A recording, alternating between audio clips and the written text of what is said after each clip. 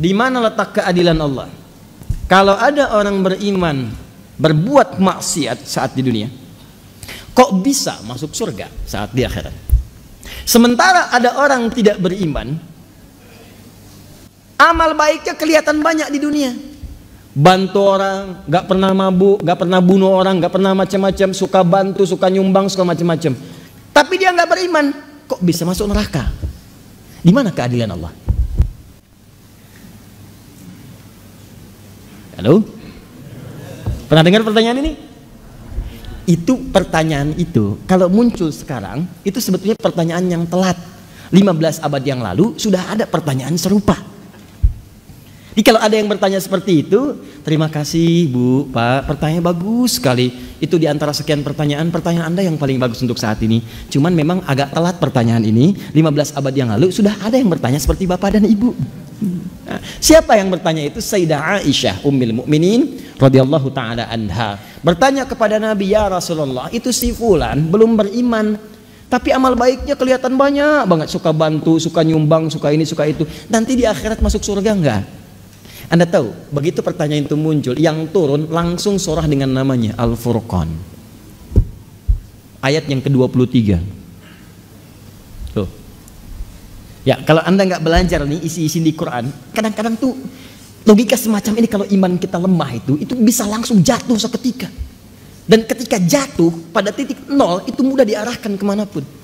Banyak orang di brainwash kemudian jadi pindah kemana aja. Bahkan nanti bisa keras, bisa kasar, bisa tembak orang, bunuh orang, kerjain ini, kerjain itu. Yang tadinya baik tiba-tiba bisa jadi bermusuhan, bisa jadi macam-macam. Itu hati-hati. Di bumi ini sifatnya sementara atau sementerus abadi? Karena itu sifatnya disebut dengan dunia namanya. Ad-dunya. Dunia itu bukan tempatnya, dunia itu sifatnya. Dunia.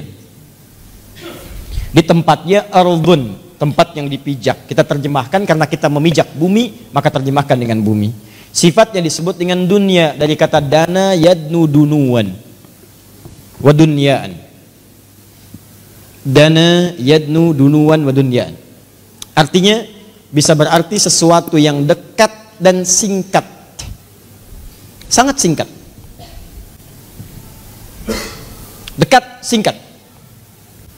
Wadanal jannataini, dan nanti saat masuk surga Anda bisa mendapatkan semua kenikmatan dekat sekali. Pengen anggur sambil bertelekan, petik. Pengen pisang, ambil. Pengen apel, ambil. Nggak susah, enak nikmat. Wadanal jannataini dan. Baik. Dunia itu sifat dari kata dana, mengambil makna yang kedua, sesuatu yang singkat. Kenapa kehidupan di bumi disebut dengan dunia? Ingin menunjukkan bahwa semua yang kita jalani rasanya teramat singkat, masanya begitu dekat. Kayaknya baru kemarin kita ketemu ya, iya, sudah punya cucu 5. Kayaknya baru kemarin kita ketemu ya, iya, sekarang sudah ketemu lagi sekarang. Kayaknya baru tadi pagi kita merencanakan taklim, hari ini sudah ada di sini. Kayaknya, teman-teman sekalian, dan terasa begitu singkat. Singkat, kayaknya baru ini, kayaknya baru itu, dan semua sudah berlalu cukup sekian lama. Ini kehidupan di bumi itu semuanya singkat, karena itu disebut dengan dunia sifatnya. Jelas ke sini? Walaupun bahasa Al-Qur'annya disebut dengan ardun tempatnya. Ardun itu setiap tempat yang dipijak. Nah, karena kita memijak bumi, maka bumi disebut ardun. Kalaupun Anda sedang misal jalan-jalan atau yang ada kegiatan lain keluar bumi, misal saya tahun depan mau liburan ke bulan, nah begitu Anda menginjak bulan, maka bulan pun menjadi ardun. Ardun, bulannya bahasa Arabnya komarun, komar itu bulan, badrun itu purnama. Coba ketika Anda keluar dari bumi memijak bulan dan menetap misalnya dalam beberapa waktu di situ, maka ketika Anda pijak itu menjadi ardun bagi Anda. Kalau sudah jadi ardun, maka tetap berlaku hukum zikir kepada Allah Subhanahu wa taala. Nah, jadi ketika Anda tinggalkan ini, bumi, pindah kemudian di satu tempat persimpangan, alam pemisah, disebut dengan barzakh. Barzakh itu pemisah. Bainahuma barzakhul la yabghiyan. Nah, kemudian tempat yang disebut dengan kubur, afala ya'lamu idza bu'thira ma fil kubur. Nanti dari sini pindah kemudian ke akhirat. Di akhirat ini, secara cepat, baru kita bicara surga dan neraka. Surga dan neraka. Tengah-tengahnya ada Araf. Jadi kalau kita ingin bicara surga dengan neraka, fokus baik-baik, Maka tempat yang dibicarakan bumi atau akhirat? Saya ulang. Di bumi ada surga tidak? Tidak. Ada neraka tidak? Tidak. Nah, di mana ada surga? Di akhirat. Kan pertanyaan tadi, kenapa dia tidak masuk surga, yang lain masuk surga? Berarti Anda sedang bicara hukum akhirat, bukan sedang bicara hukum dunia. Jelas? Nah, dalam kaidah mengatakan, di setiap tempat yang berbeda, pasti memiliki hukum yang tidak sama. Jangankan masalah akhirat, di bumi saja kalau tempatnya beda, hukumnya tidak sama. Toilet Lebak Bulus akan beda dengan toilet Kampung Rambutan.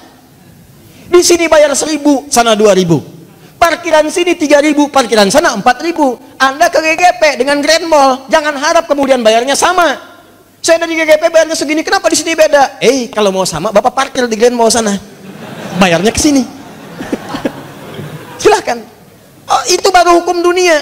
Maka apalagi ketika Anda akan bawa ke hukum akhirat. Kalau Anda ingin pindah ke tempat yang lebih hebat lagi, tempat yang lebih bagus lagi, maka jangan samakan dengan hukum yang pernah Anda dapati saat berada di bumi. Makanya jangankan hukumnya, benda-benda bumi pun gak akan dibawa ke akhirat. Makanya ketika seseorang kemudian wafat itu artinya meninggalkan bumi, meninggalkan dunia. Maka disebutlah kemudian telah meninggal dunia. Kenapa kalimatnya meninggal dunia? Orang sudah paham kok, wafat juga cukup wafat. Kenapa kalimat meninggal dunia dimunculkan? Maksudnya semua hukum-hukum dunia, bekal-bekal dunia akan ditinggalkan ketika dia meninggalkan tempat ini.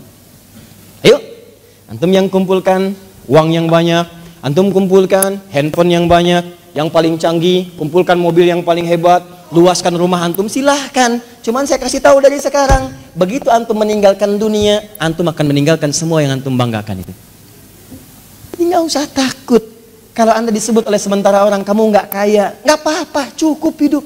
Toh orang kaya juga kalau meninggal nggak akan dibawa kekayaannya. Silahkan cek, gelarnya sama, tinggalnya sama dalam tanah. Nggak percaya silahkan, dia meninggal, antum meninggal, sama aja. Nggak ada orang dikuburkan dengan mobilnya, dikuburkan dengan handphonenya, dengan rumahnya, dengan kebanggaannya, nggak ada. Kenapa? Karena yang dibawa ketika dia pulang ke tempat lain bukan bekal dunianya, ini habis, tinggal. Apa yang dibawa ke akhirat? Yang dibawa itu bekal amal akhirat, bukan dunia. Jadi tidak adil kalau ada orang ke akhirat bawa bekal dunia, itu nggak adil. Yang adil itu siapkan bekal akhirat. Begitu kamu ingin ke sana, bawa bekal itu. Jelas? Nah sekarang persoalannya, apa bekal akhirat itu? Bekal akhirat itu cuma dua. Kalau ingin masuk surga, dua bekalnya. Satu iman, kedua amal soleh. Iman plus amal soleh. Gini caranya. Saya ulang. Satu iman, dua apa? Amal soleh. Buka Quran surah kedua Al-Baqarah ayat 25, paling kanan sebelah atas. Wa basyiril ladzina amanu, iman, wa amilus solihati, amal soleh, anna lahum jannatin tajri min tahtihal anhar. Maka orang yang punya iman dan membuktikan imannya dengan amal soleh itu, kami akan jamin muaranya dengan surga, dengan segala keindahannya. Sungai-sungai mengalir di bawahnya dengan segala ragam dan jenisnya. Ada air susu, ada macam-macam, ada madu dan sebagainya. Maka kalau Anda ingin masuk ke surga, bekalnya cuma dua. Satu apa? Iman. Kedua apa? Amal soleh. Ini bekalnya. Pertama iman, diberikan bekal semua. Semua yang lahir itu membawa iman dalam dirinya. Cuman yang merubah itu lingkungannya. Kullu mauludin yuladu 'alal fitrah. Semua yang lahir dari rahim manusia manapun membawa fitrah. Fitrah diantaranya apa? Keimanan. Dari mana taunya? Buka Quran surah 30 ayat 30. Fa'aqim wajhaka lid-dini hanifa. Hadapkan dirimu kepada din yang sesungguhnya, yang lurus, yang benar. Apa itu din? Islam. Tahu dari mana? Quran surah ketiga ayat 19. Inna dina indallahil Islam. Teruskan ayat yang tadi. Fa'aqim wajhaka lid-dini hanifa. Din Islam. Fitratallahi allati fataran nasa 'alaiha. Itulah fitrah yang Allah berikan pada setiap manusia. Dia orang itu semua lahir ada fitrah, fitrahnya itu beriman. Cuman sayang kata Nabi, kullu mauludin yuladu 'alal fitrah fa abawahu yuhawwidani au yunassirani au yumajjisani. Maka lingkungan abawa itu bukan cuma orang tua. Kadang orang tuanya muslim, disekolahkan di tempat yang bukan islami, terbawa, pindah keyakinan, iman hilang. Itu jadi masalah. Gaul di tempat orang yang tidak beriman, ke bawah, ngobrol, diskusi, ke bawah, pindah, hilang keimanan. Itu bekal iman tidak ada, tinggal amal soleh. Apa bentuknya amal soleh? Nih, banyak. Setiap kegiatan kita berpeluang jadi amal soleh kalau dilakukan dengan iman. Contoh, Mau duduk? Bismillah. Begitu saya duduk, itu kalimat bismillah ya, itu yang menjadikan duduk saya mendapatkan pahala. Itu yang disebut dengan amal saleh. Saya ulang ya, saya ulang. Fokus. Semua kegiatan di dalam Islam, dan saya pastikan kepada Anda, saya mencoba untuk meneliti di beberapa yang lain, saya tidak temukan, cuma di Islam. Ya, ini kaidah kita. Jadi kalau ditanya bisa jawab, bukan dalam konteks merendahkan yang lain, tidak. Perhatikan baik-baik.